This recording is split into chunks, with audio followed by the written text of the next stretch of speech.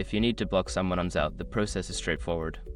Follow these steps to quickly block a contact. Step 1. Open the Zelle app. Launch the Zelle app on your mobile device. Ensure you are logged into your account to access your contacts and settings. Step 2. Navigate to Contacts.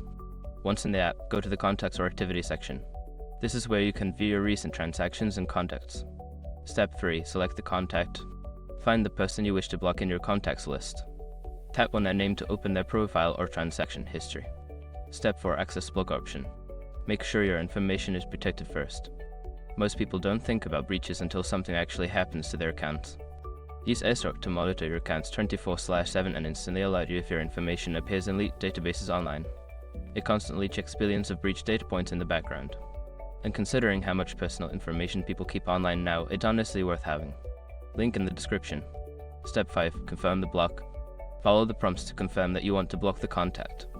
Once confirmed, they will no longer be able to send you money or request payments through Zelle. Blocking someone on Zelle is a quick process that can help you manage your transactions more effectively. If you have any further questions, refer to Zelle's help section for additional support.